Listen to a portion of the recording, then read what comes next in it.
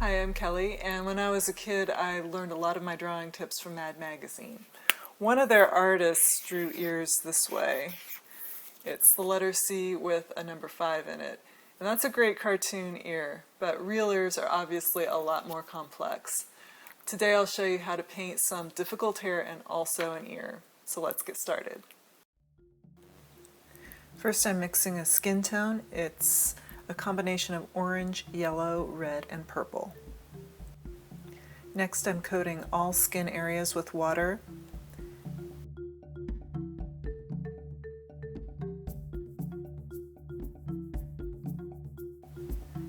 And now I'm dropping in the orangey skin tone. I'm staying in the darker areas and avoiding the highlights, although there will be a little blurring. The edge of her ear and earlobe are pinker, so I'm adding a touch of a hot pink color called opera.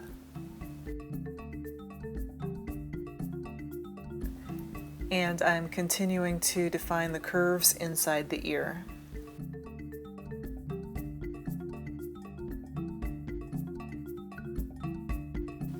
I've already covered multiple areas with masking fluid, including a fancy earring in the lower right corner. These are areas I want to stay white.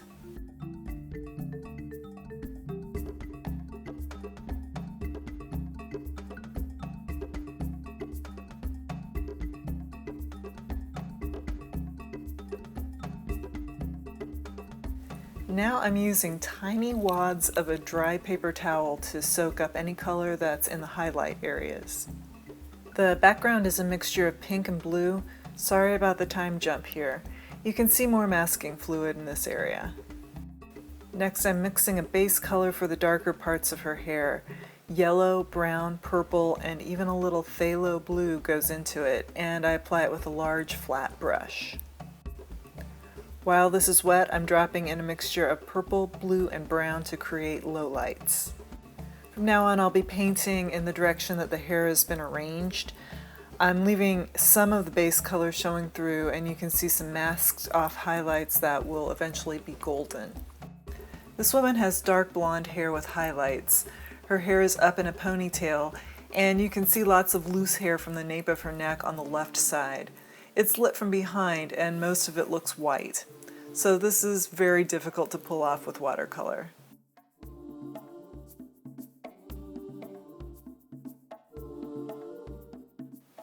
Parts of her ponytail have a golden caramel color. That's a mixture of yellow with some brown and a little orange.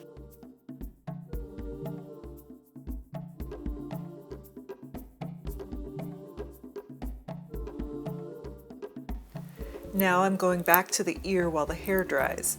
I'm mixing a more intense skin color with pink, yellow, orange, and purple. I don't know the names for the individual curves in the ear. Every ear is different, so if you're off a little bit, it's still probably going to look like some kind of ear. I like to compare the curves to shapes that are easy to draw, such as letters. She has a C shape around the left and top side of her ear. Inside, I see a big tilted U shape that is attached to an upside down V. And then there are a few smaller shadows and depressions.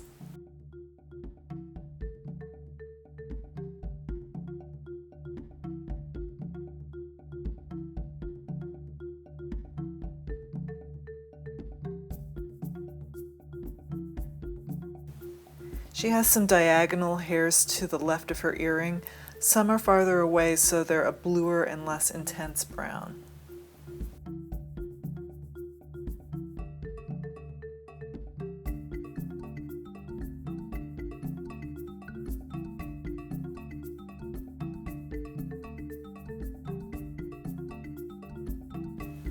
I'm adding some darker accents to the ear, and as always, I think objects look more three-dimensional if you have at least some light, medium, and dark values.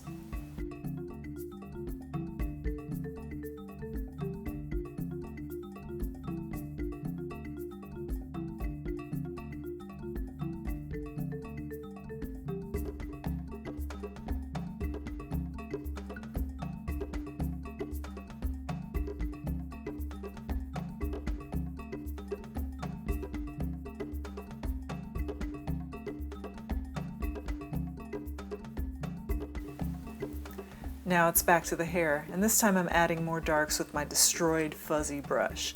These darks are a little warmer than before. The brush's fuzziness allows me to paint multiple random lines in one stroke, so it's perfect for painting hair. If you have a couple of messed up brushes, don't throw them away. I'm going over some spots, but I'm leaving others alone.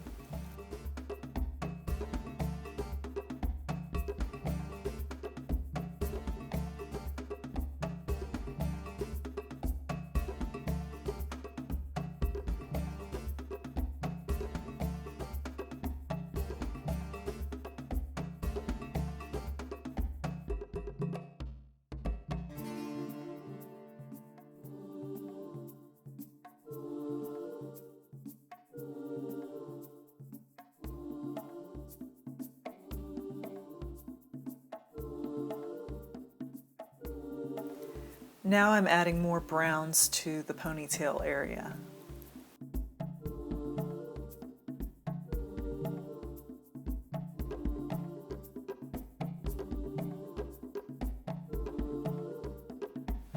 Took a short break and I let this dry, and now I'm removing the masking fluid.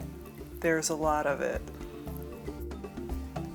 The masking fluid creates white areas that look pretty severe, so I'm going to add some yellows and golds and soften the edges. Next, I'm adding some yellows to her ponytail, but most of the fine flyaway hairs are going to stay white.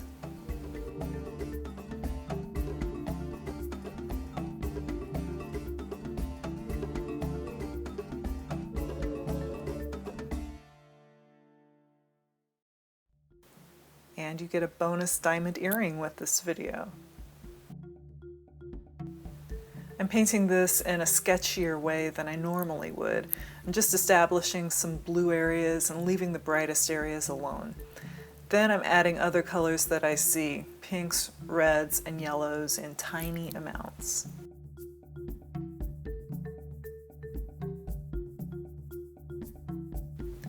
Finally, I'm putting in a few dark accents that are on the bottom of most of these shapes.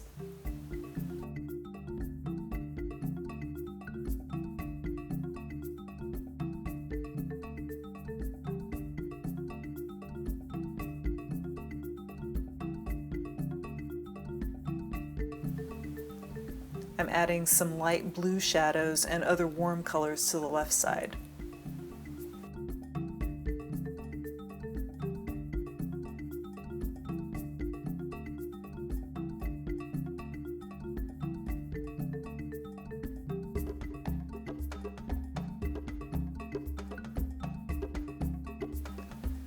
Now I'm using a small brush to add more texture to the dark parts of her hair, and this will take a while.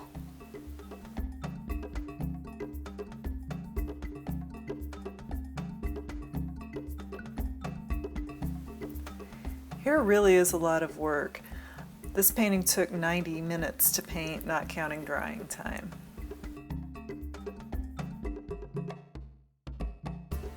I'm using a few small pieces of paper towel again. This time they're wet, and I'm rubbing them gently over the harsh white lines. This will blur those edges a bit.